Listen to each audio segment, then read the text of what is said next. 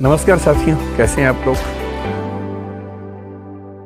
पहला सूत्र मेरा आप लोगों के लिए ये है कि जब आप किसी को पसंद करें और वो आपको पसंद ना करे तो टेंशन नहीं लेनी है, तेजाब तो नहीं उठाना है। ठीक, कई लोग इस मूड में रहते हैं, मुझे पसंद नहीं करेगी, मैं राजा हूं, मैं नवाब हूं, मुझे पसंद नहीं करेगी। अरे तू क्या है भाई, नहीं पसंद हो तो नहीं पसंद हो, ये क्या बात हुई। सबसे पहले अपने अंदर से लोकतांत्रिक बनिए, डेमोक्रेटिक बनिए। जैसे आपको हक है किसी व्यक्ति को पसंद करने का, उसको भी हक है किसी को पसंद या नापसंद करने का। यदि कोई ऐसा व्यक्ति जिसको आप पसंद नहीं करते वो आपको प्रपोज करे तो आप उसको मना ही तो करेंगे। बस मना इज्जत से कीजिए, किसी को बेआबरू करके मत भेजिए। ये नहीं कि अच्छा तुम शीशा देखा है कभी, रुको आईना मेरी जेब में लो, ऐसे नहीं करना है। बड़े बेआबरू होकर तेरे कूचे से हम निकले, वो वाला भाव जो गालिब को आया था वो भाव नहीं आना चाहिए। अगर कोई आपको कभी प्रपोज करे, आप लोगों की उम्र है, ये सब चलता ही होगा आप लोगों के बीच में।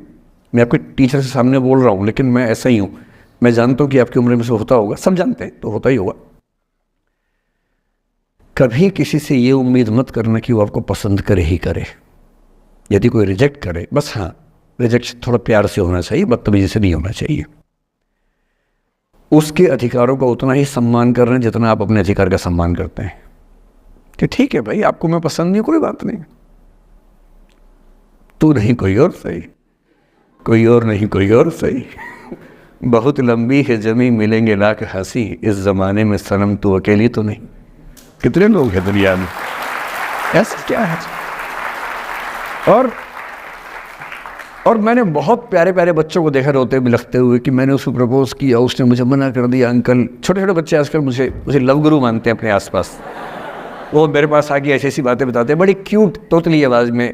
मैंने उसको प्रपोज किया, उसने मुझे ऐसे वाली आवाज़ में एकदम रोते बिलखते हुए। तो मैं बोलता हूँ बधाई हो बहुत बहुत तुम्हें, कॉन्ग्रेचुलेशंस।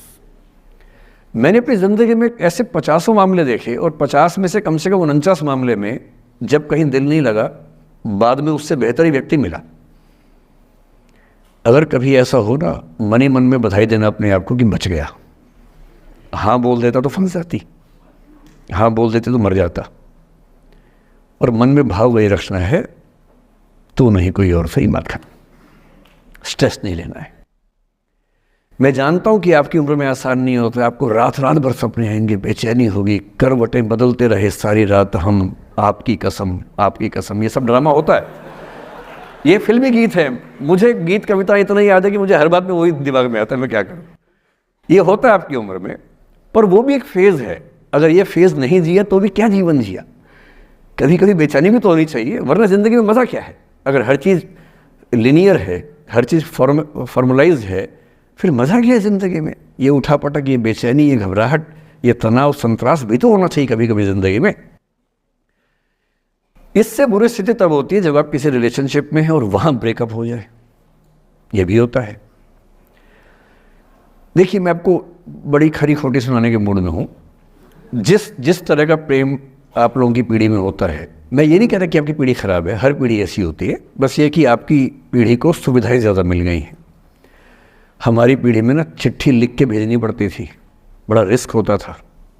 चिट्ठी लिखो कागज़ पे, फिर एक डाकिया ढूंढो भरोसे का, तो भरोसे वाला कुरियर बॉय या कुरियर गर्ल जाके चिट्ठी वहीं दे के आए जहाँ हमने कहा है। ये भी डाउट कहीं किसी और को दे के आ जाए। या कबूतर से बात करो, कबूतर जा जा जा, पहले प्यार की पहली चिट्ठी साजन को दिया। कबूतर का क्या भरोसा किसको दे के आ जाए। लेकिन कितना तनाव था उस ज़माने में। आपके ज़माने में क्या है, सीधे व्हाट्सएप निकाला, खटाक से भेज दिया मैसेज, और नंबर किसी से मांग लिया 1 सेकंड में। नंबर भी नहीं देना है तो किसी, कौन सी ऐप होती है, मैंने सुना कुछ और ऐप्स होती है, मेरा नंबर वाली भी होती है, इंस्टा होता है, एक और भी तो कोई होती है वो जिसमें कार्टून जैसा मुंह बन जाता है, स्नैपचैट। हाँ, स्नैपचैट पे चले गए। मैंने सुना है कि उसमें नंबर भी नहीं देना पड़ता है, ऐसा कुछ चक्कर है। वहाँ ढूंढ लिया। किसी को कुछ कन्वे करना इतना आसान दुनिया में कभी नहीं हुआ था जितना आज आसान है। इन सब के ऊपर टिंडर है, बम्बल है, पता नहीं क्या क्या है। राइट लेफ्ट करते जाना है, उसी में कहानी शुरू। पर ये कहानियाँ जितने हल्के तरीके से शुरू होती हैं, मैं दावे से कह रहा हूँ कि 100 में से 99 अट्रैक्शंस 1 से 2 महीने में ख़त्म हो जाते हैं। क्योंकि आप जिसके प्रति अट्रैक्टेड थे ना, वो तो उसका बाहर का परसोना था। जहाँ परिचय गहरा होता है, असलियत सामने आ जाती है, और जब असलियत सामने आती है, झेलना बड़ा मुश्किल होता है। आपके सपने टूट जाते हैं। आप जिस छवि पे दीवाने हुए थे, वो छवि तो सिर्फ छवि थी, वो तो इंसान नहीं था वैसा। 99% केसेस में मेरा ख्याल है कि अट्रैक्शन 1-2 महीने में समाप्त होता है। उसके बाद तो एक बोझ है जो आप ढो रहे हैं। कभी कभी होता है कि दोनों का खत्म हुआ तो बात आसान है, कभी कभी किसी एक का खत्म होता है, एक का नहीं होता है, वहाँ मामला मुश्किल हो जाता है। तो ऐसा हो सकता है आपके जीवन में कि दूसरा साथी आपका ये कहे कि भैया देखो, मैं तुम्हारे साथ कुछ महीने से हूँ, पर मुझे अब अच्छा नहीं लग रहा, मैं ब्रेकअप करना चाहता हूँ। मैं आपसे ये निवेदन करूँगा कि ये मान के मत चलना कि उसने आपको धोखा दिया है, क्योंकि बच्चे तुरंत उस मुद्रा में आए थे, अच्छा अब मैं कुल्हाड़ी उठा लूँगी, अब मैं तेजाब उठा लूँगा, तूने मुझे धोखा दिया है, तूने मुझे चीट किया है, you are a cheat, you are a liar, you are a पता नहीं क्या क्या। पता इंग्लिश में गालियाँ बड़ी सुंदर देते हैं बच्चे। मैं ये कहना चाह रहा हूँ कि इस बात की संभावना मान के चलिए कि हो सकता है कि आपके साथ 2 महीने रहने के बाद सच में उसको ये लग जाए कि आपके साथ ट्यूनिंग ठीक नहीं है, या आपको लग जाए कि आपकी ट्यूनिंग उस व्यक्ति के साथ ठीक नहीं है। और किसी मुर्दा को अपने पास पकड़ के रखना उसका मज़ा नहीं है।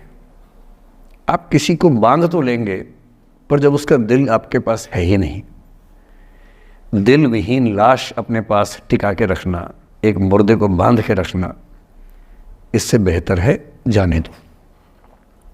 बांधना नहीं, बांधते वो हैं जिनमें असुरक्षा बहुत ज़्यादा होती है। उस असुरक्षा से बचने का उपाय खुद को बेहतर बनाना है। आप इतने बेहतर हों कि आपको चाहने के लिए हज़ारों लोग हों। क्यों आप इतना डिपेंडेंट होते हैं कि इस एक व्यक्ति के अलावा मेरा कोई है ही नहीं दुनिया में? ऐसा क्यों सोचना है? और ऐसे ही मामले में ये करना है वो अफसाना जिसे अंजाम तक लाना ना हो मुमकिन, उसे एक खूबसूरत मोड़ देकर छोड़ना अच्छा। और ये खूबसूरत मोड़ कैसे होगा? अगर कोई जाना चाह रहा है तो आपके पास 3 ऑप्शंस हैं। एक, ना उसको अच्छे से बात करे, ना ख़राब से बात करे, न्यूट्रल होके जाने दे।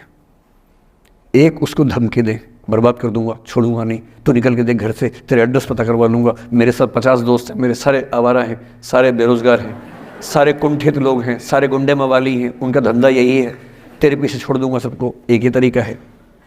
और तीसरा ये कि ठीक है यार, ऑल द बेस्ट, जा सिमरन जा, जी ले अपनी ज़िंदगी। अरे ठीक है, हो सकता है मैं तुझे ठीक नहीं लगा, कोई बात नहीं, लेकिन किसी से मिलो तो बढ़िया से मिलना, तेरी ज़िंदगी अच्छी हो। मैं भी ढूंढ ही लूँगा किसी न किसी को, थोड़ी हेल्प कर दियो, कहीं इंट्रो करवा दियो मेरी भी, लेकिन ठीक है तू भी जा।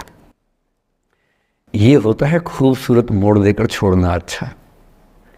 चिपकू नहीं बनना है किसी के पीछे, ना बोरा जाना है कि तुम जाओ, मैं तो दीवाना, स्थायी दीवाना हूँ तुम्हारा।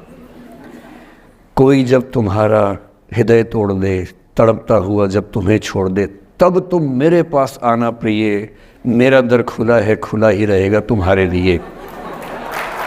वाह! पहले के ज़माने में बेरोज़गारी का ये लक्षण था।